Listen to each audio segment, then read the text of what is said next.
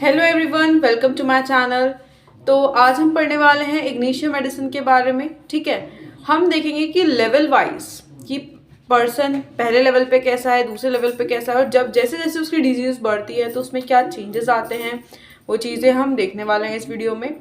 ठीक है, हम पेशेंट के देखेंगे कि पेशेंट का ड्रेसअप, ड्रेसिंग सेंस, उसके अपीयरेंस, ये सब चीज़ें कैसी रहती हैं। ठीक है, और कैसे हम पर्सन को आइडेंटिफाई कर सकते हैं कि इग्निशिया का पेशेंट है। ठीक है, तो हम यहाँ पर इस वीडियो में मेंटल जनरल्स पे ज़्यादा फोकस करने वाले हैं, बिकॉज जो फिजिकल जनरल्स होते हैं वो तो आप ईजिली अंडरस्टैंड कर सकते हो, बट जो मेंटल जनरल्स होते हैं उसको अंडरस्टैंड करना बहुत इम्पॉर्टेंट होता है, और वो ईजिली अंडरस्टैंड भी नहीं, हर किसी को समझ में भी नहीं आते। ठीक है, तो सबसे पहले स्टार्ट करते हैं इग्निशिया के पेशेंट से। ठीक है, अब हम देखेंगे कि जो इग्निशिया का पेशेंट आता है वेल सिविलाइज्ड पेशेंट होगा। ठीक है, हम इग्निशिया जनरली वुमेन रेमेडी होती है, बट ऐसा नहीं है कि हम किसी मैन को नहीं दे सकते। ठीक है, बट अभी हम एक वुमेन के एग्जाम्पल लेके चल रहे हैं। ठीक है, तो हम देखते हैं कि हमारे पास एक वुमेन आती है।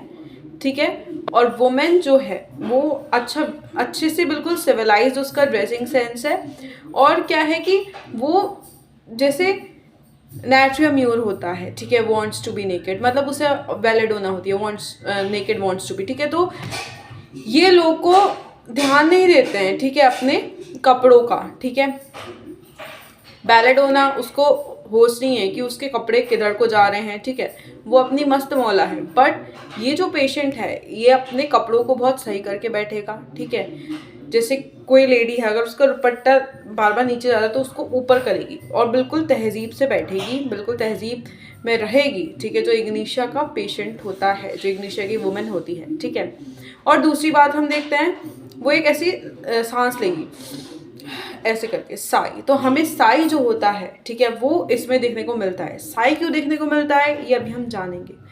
जो इग्निशिया का पेशेंट होता है ना, उसके अंदर बहुत सहनशीलता होती है। ठीक है, वो बहुत चीज़ें सहन करता है। तो वो ये जो साइन है ना कि वो साई कर रही है, तो ये चीज़ जो है ये यहाँ से हमें इग्निशिया के पेशेंट में मिलती है। ठीक है, सहनशीलता को रिप्रेजेंट करती है ये चीज़। ठीक है, अब हम जाते हैं कि जैसे इग्निशिया की जो पेशेंट होगी, ठीक है, वो जैसे अपने घर में क्या करती है कि वो अपने पूरे फैमिली को एक तो साथ लेके चलती है। ठीक है, जो फैमिली होगी, जैसे उसके घर में उसकी सास होंगी, उसके ससुर जी होंगे, तो उनका क्या करेगी, वो बहुत ज़्यादा उनकी कहा सुनी, उनसे अगर कहा सुनी भी होती है तो उसे चुपचाप सुन लेगी। ठीक है, वो बहस नहीं करेगी, वो चुपचाप सब चीज़ें सुन लेगी। ठीक है, और फिर मतलब सारी चीज़ें, अगर उसके घर में कोई गेस्ट आता है तो उसको ये नहीं कि बैठी है एकदम से उसका वेलकम करेगी।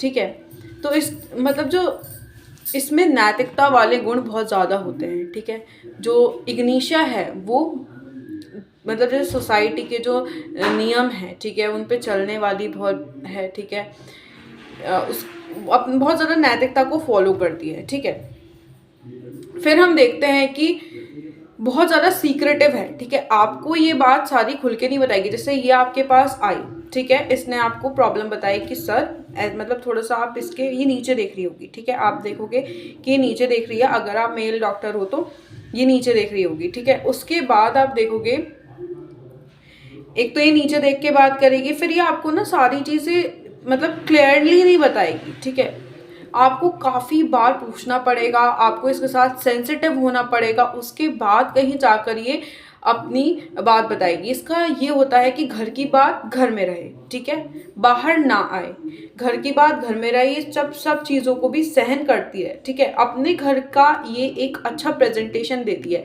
ठीक है, घर की बात घर में रहे और बाहर लोगों को ऐसा लगे कि हाँ सब चीज़ अच्छी चल रही है। ठीक है, मतलब ये अपने घर के बारे में कभी भी बुरा नहीं बताएगी। ठीक है, हमेशा अपने घर की जो प्रेजेंटेशन है उसको अच्छा बताएगी हमेशा। और आप देखोगे कि आप इससे कुछ पूछ रहे हो। ठीक है, आपने पूछा कि हाँ क्या हो रहा है, तो इसने बोला कुछ नहीं, बस सिर में दर्द हो रहा है डॉक्टर साहब। तो आपके जब आपकी आप इसकी टोन में आपको गुस्सा, चिढ़, ये सब चीज़ें दिखेंगी। ठीक है, कुछ नहीं हो रहा, कुछ नहीं हो रहा डॉक्टर साहब, बस सर में दर्द हो रहा है। तो इस तरीके से आपको ये दिखेगी, ठीक है। नीचे देख रही होगी। और बहुत ज़्यादा एक रूब्रिक आता है सेंसिटिव टू मॉरल इम्प्रेशन। मतलब क्या होगा, जो नैतिक मूल्य होते हैं सोसाइटी में उसके लिए बहुत सेंसिटिव होगी, ठीक है। कि जैसे कि मुझे बड़ों से, मतलब मुझे क्या, जैसे ये कहेगी कि मुझे बड़ों से बहस नहीं करनी चाहिए, ठीक है। इसके जो बच्चे होंगे उनको भी यही चीज़ बोलेगी कि नहीं, बड़ों से बहस नहीं करनी चाहिए। तो ये किसी के भी सामने इससे कोई कुछ बोलेगा तो ये बहस नहीं करेगी, लड़ाई झगड़ा नहीं करेगी। और क्या सही है क्या गलत है ये उन चीज़ों में बहुत ज़्यादा फोकस करेगी। मतलब ये क्या, ये वही अपने आप को, ये वही चीज़ करती है जो सही है, ठीक है, जो नैतिक मूल्यों के आधार पर सही है, ये वही चीज़ करेगी, ठीक है। उसी पे फोकस करेगी और दूसरों को भी बोलेगी, नहीं, अपने बच्चों वगैरह को बोलेगी नहीं तुम ये करो, ये चीज़ सही है, ठीक है। और दूसरा, ये अपनी बातों को बहुत ज़्यादा छुपाती है। इसके घर वाले कुछ कह रहे हैं उसको भी सहन कर लिया, जो इसके सास ससुर हैं वो कुछ कह रहे हैं उसको भी सहन कर लिया, हस्बैंड की बात भी इसने सहन कर लिया। अगर वो नक्स वोमिका है, लाइकोपोडियम है, ठीक है, उसने मारा, इसने सहन कर लिया, ठीक है। तो ये सारी चीज़ें अपने अंदर सहन किए रहती है, ठीक है। सारा दुख, सारा दर्द, ये सब चीज़ अपने अंदर सहन किए रहेगी, ठीक है। उसके बाद मतलब जो भी ये सहन, जैसे ये चीज़ें सहन कर रही है तो ये नीचे देखेगी, ठीक है। ये सारी चीज़ों को अपने अंदर लेती रहेगी, ठीक है। उसके बाद जैसे आप इससे कोई सीरियस मैटर भी पूछोगे, ठीक है, उस पर ये मतलब पूछोगे कि हाँ क्या हुआ, उसको ये हंस के टाल देगी कि नहीं डॉक्टर साहब सब सही है, ठीक है।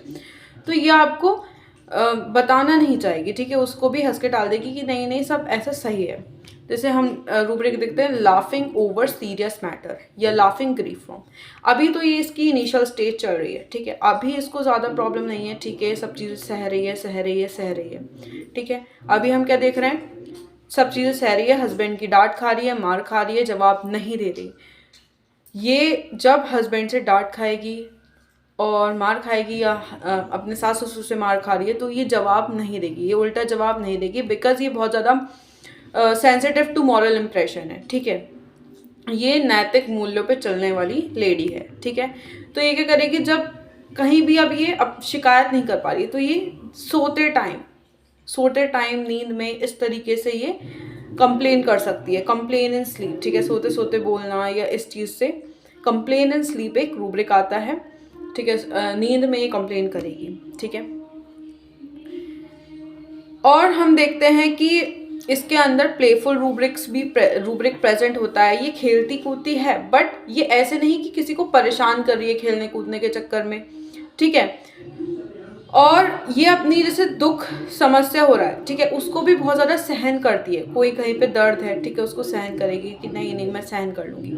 बट अब हम देख रहे हैं ये तो इनिशियल स्टेज हो गई पेशेंट की, वो सब चीज़ सहन करे जा रहा है, कोई उसे बुरा भला कह रहा है, सहन करे जा रहा है। और जो नैतिक मूल्य हैं सोसाइटी के, अपने खुद के, कि वो उसकी नज़र में ये चीज़ सही है, ठीक है, उन पर वो आगे बढ़ता जा रहा है, ठीक है।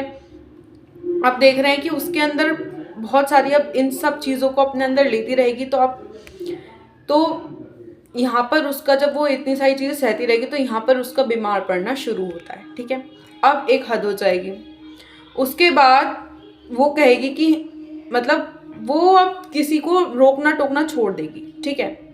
अब उसका ये हो जाएगा कि ठीक है, अब वो चुप हो गई, अब जिसे जो करना है वो करो, ठीक है। अब उसकी जो टोन है उसमें आपको दूसरे स्टेज पर आप देखोगे उसमें गुस्सा भी है, चिढ़ भी है और हार है। अब उसके अंदर निराशा आ गई, हार आ गई कि यार मैं तो सब कुछ सहन करती रहती हूँ और इन लोगों को मेरी फिक्र नहीं है। जब उसे ऐसा लगने लगता है कि यार मेरी कोई, किसी को मेरी पड़ी ही नहीं है, ठीक है, उस स्टेज में इग्निशिया बीमार पड़ना शुरू होती है।